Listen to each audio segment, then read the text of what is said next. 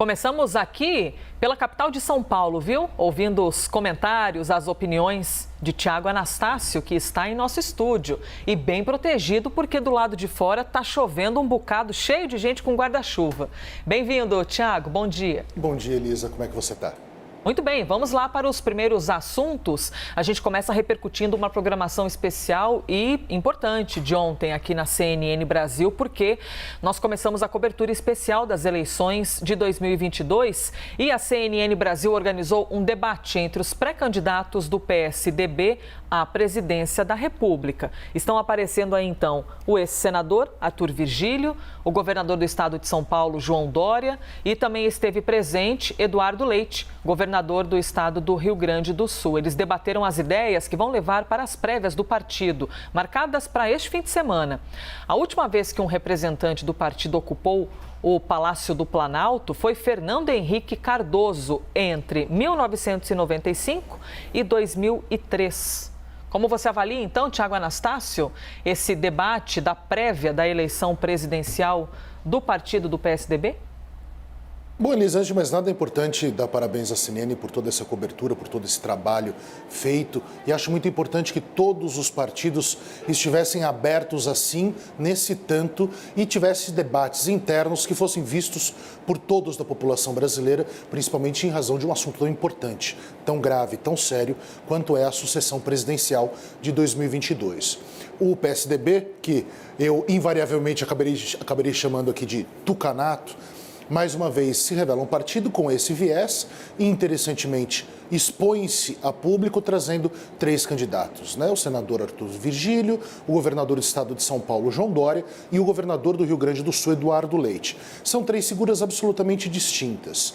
Arthur Virgílio, o antigo senador, foi líder da bancada do PSDB no Congresso Nacional, não só apenas em uma legislatura de apoio, mas também quando oposição ao governo PT.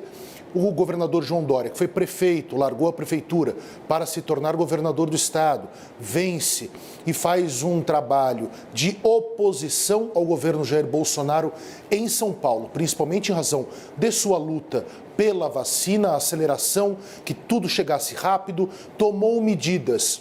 E aqui, Elisa, e é importante eu parar e falar isso. Não tenho nenhuma comungação política ou ideológica com o João Dória. Negar que ele foi o grande vértice da vacina no Brasil seria estupidez, seria fechar os olhos.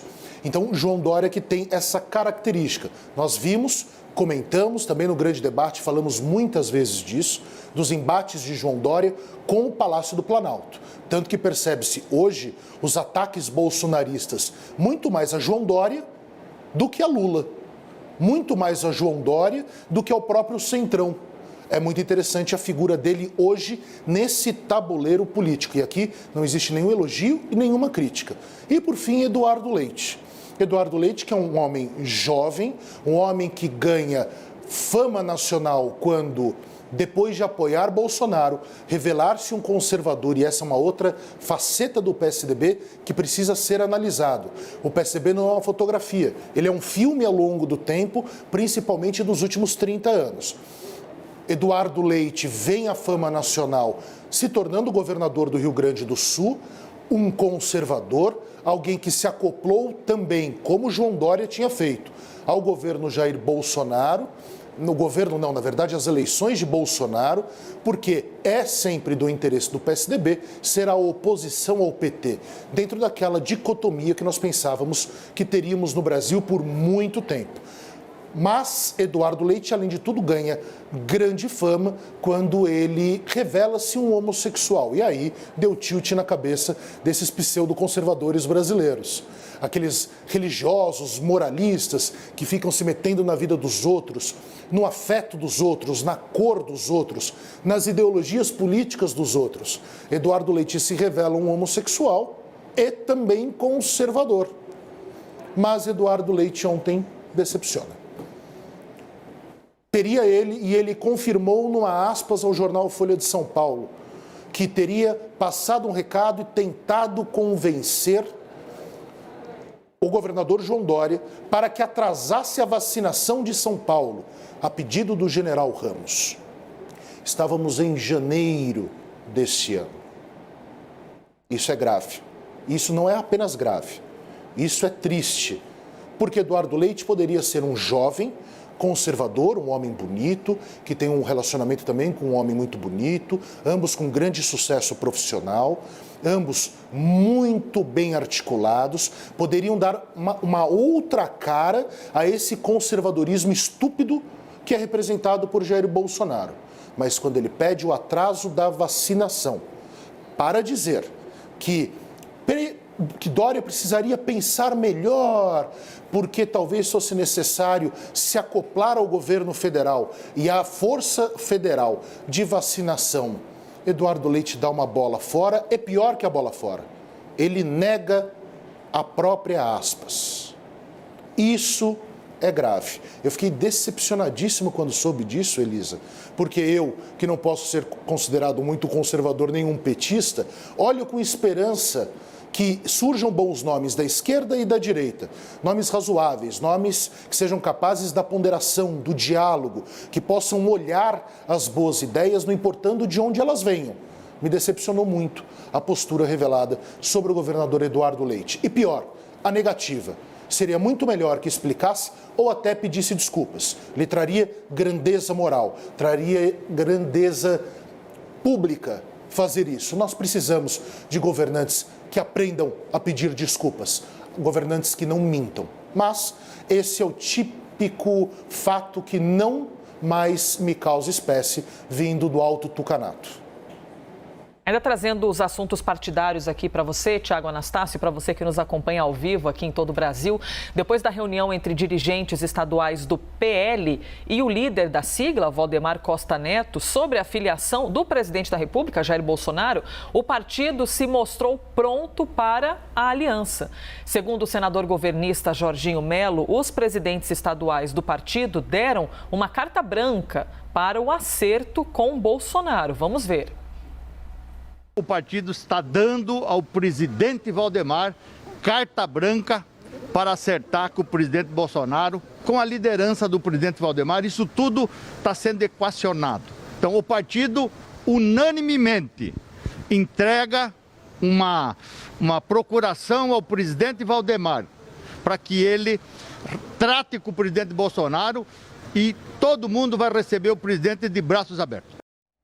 Jorginho Melo afirmou, então, Tiago Anastácio, que todo mundo vai receber o presidente de braços abertos.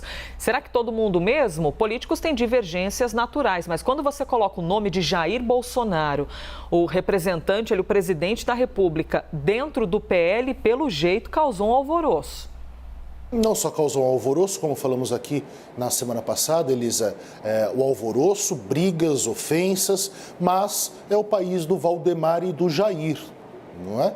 O que mais podemos fazer com ele a não ter alguma esperança quase mitológica nessa república federativa cheia de árvores e de gente dizendo adeus, como certa feita escreveu Oswald de Andrade. Valdemar Costa Neto, o boy do mensalão, que ficou na cadeia com José Dirceu. Eu vou ficar repetindo isso porque é importante o povo brasileiro ter um pouquinho de memória. E Jair Bolsonaro, o acusado das rachadinhas, do filho com uma casa de 6 milhões de reais, a vacina com $1 a mais a cada dose. Porque nós somos uma república do quê? Uma república desse tipo de gente, desse tipo de político, desse tipo de conduta. Nós sabemos que houve uma briga grave. Valdemar Costa Neto, que sabemos muito bem o currículo ou a ficha corrida, parece que teria mandado Jair Bolsonaro e seus filhos para um lugar talvez até adequado, mas agora sabemos que todas as lideranças estaduais ofertam carta branca. Por quê, gente? Por amores a Jair Bolsonaro? É claro que não. Se Valdemar Costa Neto estava envolvido no mensalão, significa que ele não tem ideologias, seja de direita ou seja a ideologia da esquerda. Ele tem interesse no quê? Repito e repetirei sempre para que entendam. Um presidente da República, quando se acopla a um partido, ele vai gerar uma série de coligações municipais e estaduais. Quanto mais congressistas um partido fizer, mais dinheiro vem do fundo partidário. Não é um jogo de santas, meus caros. Não é um jogo de pessoas puras. Nós estamos falando de poder e dinheiro. Uma coisa ligada e levando a outra de forma recíproca e quase sem nenhuma parada. Então, nós não estamos falando de ideologia, nós estamos falando do Partido Liberal. Vocês realmente acham que Jair Bolsonaro é um liberal, é uma figura estatizante, é uma pessoa que muda a previdência para os pobres, para os trabalhadores, mas não mexe com os militares e com os grandes salários e, consequentemente, as grandes aposentadorias do Poder Judiciário.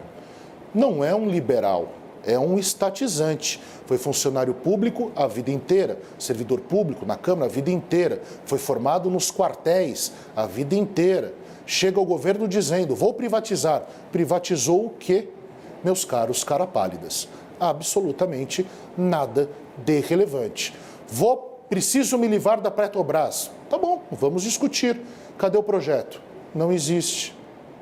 Simplesmente não existe. Não existe nenhum projeto, organização, comunicação com o Congresso sobre privatização da Petrobras, que particularmente acho um absurdo, mas é a proposta que foi eleita pelo povo brasileiro em 2018. Então nós estamos vivendo uma farsa de partidos, de nomes, de siglas. O Partido Comunista não é mais comunista, o Partido dos Trabalhadores, convenhamos, não é mais dos trabalhadores, o Partido da Social-Democracia, nós vimos ontem, também não é nem um pouco social-democrata, talvez tenha bases, fundamentos, alicerces, um pouco de história, porque foi um partido de Mário Covas, hoje é o partido de João Dória. Vejam só a situação que temos ideológica dentro do próprio PSDB, voltando rapidamente ao tema, o primeiro tema que falamos aqui. Então, esqueçam os nomes de partidos. Parem, meus caros telespectadores, meus amigos, minhas amigas, de olharem o mundo a partir de uma dicotomia da Guerra Fria. Este é um filme ruim e fora de época. Nós não estamos mais falando disso. Nós hoje temos objetivos concretos, estamos em 2021. Nós temos miséria, nós temos fome, nós temos inflação, nós temos um Estado que precisa ser reestruturado, mas nós poderíamos voltar a qualquer lugar. Poderíamos voltar à monarquia, ao parlamentarismo, sim, telespectadores. Já vivemos em um país parlamentarista por um curto período de tempo na década de 50. Poderíamos ir ao semipresidencialismo, mas não importam as ideologias ou regimes ou formas de governo sem pessoas que estejam, de fato, preocupadas com a população, pessoas que estejam preparadas para liderar. Liderar não significa a imagem, a figura. Esse é o papel das mitologias, dos santos, dos deuses da África, nórdicos, gregos e romanos. Nós precisamos de gente que se prepare para cuidar da população brasileira, não entrando nesse joguinho de aliados políticos apenas pelo poder, pelos fundos, pela manutenção do poder para ter a manutenção dos fundos. Precisamos de pessoas preparadas, que estudem, que vão às ruas, que vejam o que a população sofre, que conheçam o Brasil de leste a oeste e de norte a sul. Temos isso? Esse é um problema. 8 horas e 43 minutos. Vamos então ao próximo assunto, Tiago Anastácio, para a gente falar sobre o ministro da Educação e todo aquele imbróglio envolvendo o INEP, responsável pelo Exame Nacional do Ensino Médio. Milton Ribeiro compareceu de forma espontânea naquela comissão de educação da Câmara dos Deputados para prestar esclarecimentos sobre possíveis interferências na prova do Enem. A comissão estava votando justamente a convocação do ministro, mas, de repente, o ministro apareceu. Ele se antecipou e, de surpresa, estava ali presente entre os parlamentares. Ainda na comissão da Câmara, o ministro Milton Ribeiro voltou a negar qualquer interferência no Enem e afirmou que não há controle ideológico por parte do governo. Já o presidente Jair Bolsonaro questionou a validade do Enem para avaliar o conhecimento dos estudantes e disse que a prova serve como instrumento de ativismo. Vamos ouvir. Todo período que antecede o Enem ou uma prova que tenha repercussão nacional, nós temos um movimento de funcionários lá dentro, reclamando, pedindo, e não é só no nosso governo, em outros governos aconteceram. houve ocasião e que houve vazamento de uma prova do Enem, das questões na gráfica. Não aconteceu no nosso, mas já aconteceu. Não há controle ideológico. Olha o padrão do Enem do Brasil, pelo amor de Deus. Aquilo mede algum conhecimento? Esse ano já vai mudar? Ou é ativismo político e ativismo também na questão comportamental. Esse ano já vai. Tiago Anastácio, até o repórter fez a pergunta para o presidente, o que o presidente achava das questões, e o presidente disse que não tinha visto as questões, mas classificou como olha o padrão do Enem, esse exame que possibilita o acesso, não é, de milhões de brasileiros ao ensino superior. E é um exame nacional do ensino médio que muda a vida de muitas pessoas. Bom, Tiago Anastácio, quais as suas opiniões? Bom, vamos lá. Um dos dois é um grande mentiroso, porque alguns dias atrás o presidente Jair Bolsonaro afirmou o seguinte, que o Enem, a partir deste ano, teria a cara do governo. Me digam, como é que eu sei que algo terá a minha feição se eu não o vi? Me responda essa pergunta simples. Como eu sei que terá a cara do meu governo se eu não sei o que tem na prova? E se a prova é feita por uma série de grupos que muitas vezes sequer se comunicam com bases de dados, centrais de dados. Depois, o ministro da Educação vem e afirma que não há controle ideológico, que não houve por parte dele ou do presidente da República, e ele, evidentemente, seria a ponte dessa prova ter chegado ao presidente da República, que não houve acesso a essa prova, e aí o presidente, que está dando uma voltinha nos países árabes, de grandes ditaduras árabes, ele faz o quê? Ele vem e reafirma que o Enem terá a cara do governo dele. Então, há um grande mentiroso nisso. Me espanta é que eles estejam criticando o Enem e ambos não sejam capazes de passar na prova do Enem. Isso sim é que me causa espanto. Essas olhadas de lado, controle ideológico. O que significa isso? O que é o controle ideológico? Porque me parece que esse governo é erivezeiro em fazer o quê? É apontar e jogar para os outros aquilo que este governo faz. Controle ideológico nós provavelmente teremos agora. Agora sim teremos o controle ideológico. E é necessário que as autoridades públicas verifiquem essa não confluência de versões entre o presidente da República e o ministro da Educação. Porque nós estamos vendo um jogo, um arcabouço jogado de grandes mentiras, Por exemplo, o vice-presidente Mourão ontem, que vem e nega o que o presidente da República falou sobre uma série de questões. Agora nós estamos falando do Enem, nós já falamos sobre a vacina, nós já falamos disso sobre cuidados sociais, nós já falamos disso sobre desmatamento. É o jogo da mentira. Eu minto, causo a polêmica, a contra-polêmica toma espaço, eu silencio e mudo de mentira, e mudo de polêmica, e vou girando um jogo estando sempre na mídia. É a conduta, já falei isso no ar, é a conduta estipulada por Steve Bannon. Mantenha-se no ar, cause polêmica, não deixe a polêmica morrer. Quando você tomar o contragolpe fatal, mude de polêmica, deixe sempre os seus adversários correndo atrás do seu rabo. Nunca bata de frente com eles. É um governo, infelizmente, cada dia mais se demonstrando mentiroso, covarde e estrategista, tendo o seu líder de estratégias hoje sob jurisdição americana, prestes a ser condenado, preso por violação das instituições norte-americanas e que fez filhotes no Brasil. Esses blogueiros que estão foragidos, porque batem no peito se dizendo machões, mas quando a Polícia Federal dá oi, eles correm, eles fogem, que nem outros ministros deste governo. E o mais importante, também os filhos, esse principado bolsonarista que está nos levando à derrocada, e inclusive manda aqui meu abraço aos amigos chineses por todo o drama que estamos tendo com a venda de proteína causadas graças a Eduardo Bolsonaro e Arthur Weintraub. Então, o Brasil já está no seu limite. Até eu, um comentarista judicial político da CNN, estou no meu limite. Nós não discutimos de forma séria. Nós estamos perdidos atrás de mentirosos que, quando confrontamos eles com a verdade, eles mudam de mentira. Assim, nós não vamos para lugar nenhum, minha querida Elisa.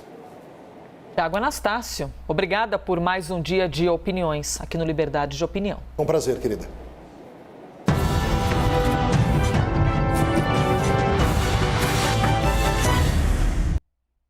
Você já sabe, mas é importante que eu repita diariamente aqui que as opiniões emitidas pelos comentaristas do quadro não refletem necessariamente a posição da CNN.